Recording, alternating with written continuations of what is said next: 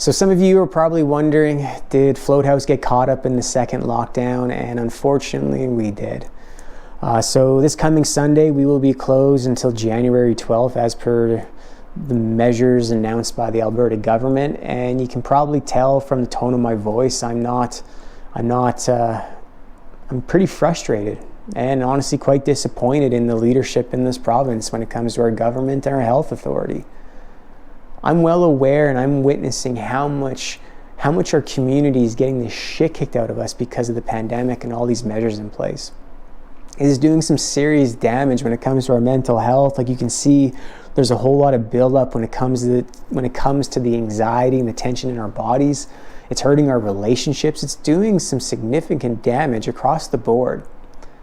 And I guess I made the wrong assumption that if a second lockdown was going to happen, there was going to be more data and evidence in order to justify and validate closing a business like a float center. But there hasn't been. And it seems like the main culprit that they're pointing at for these rising case numbers is social gathering. So I understand why more measures need to be put in place to address this rising case count, because I agree we don't want to overwhelm our healthcare system. But I don't understand the laziness or the inconsideration when it comes to not even taking a moment to take an audit on the kinds of businesses that they are closing. It has been reflected to me by many of our customers that they deem this place to be essential. Like, this is a space where you can come in and there's 2,000 square feet where there's only ever going to be 6 people in the space.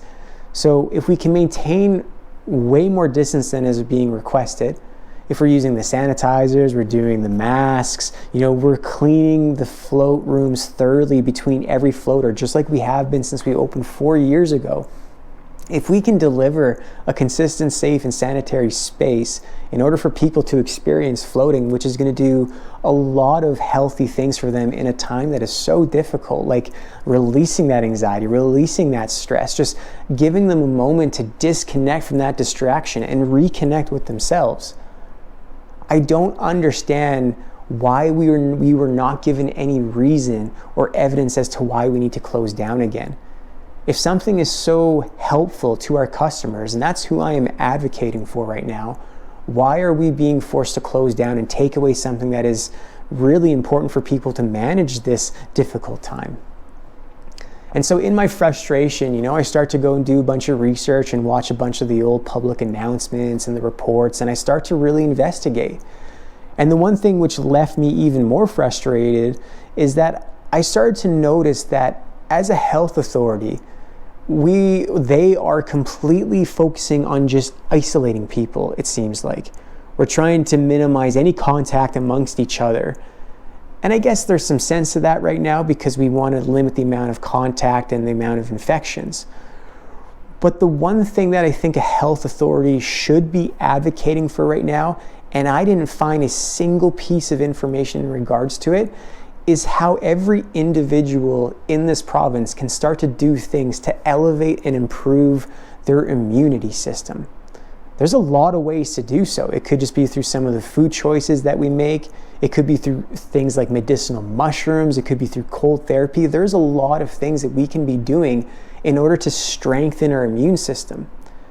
And so if the idea is we need to just kind of give us as much time and space as possible until some miracle vaccine shows up that we can all take and feel safe to go back and venture into whatever that life is going to look like, it seems like negligence to not have any information available on any of the websites or brought forward in the public announcements on things that we can do to improve our immune system.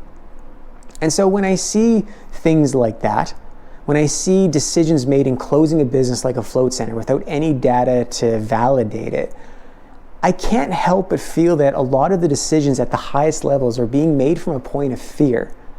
And if we continue to make decisions from this point, we're just going to hurt ourselves further and further and further.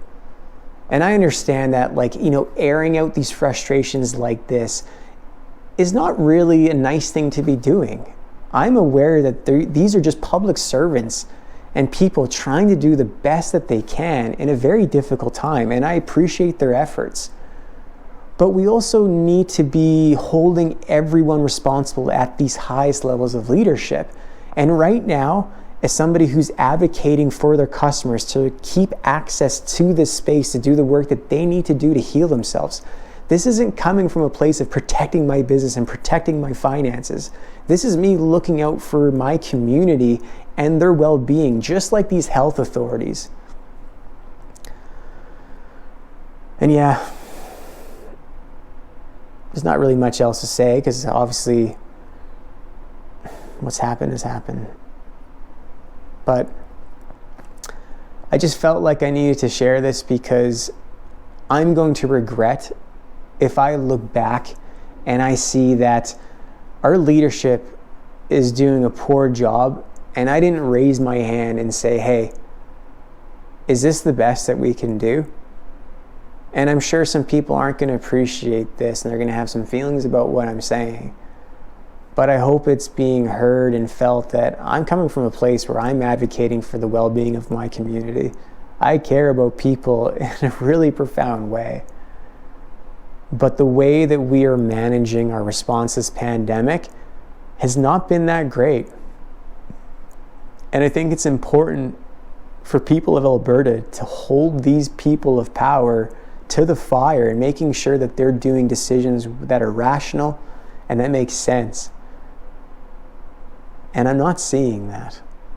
And I think it's important to say that. Anyways.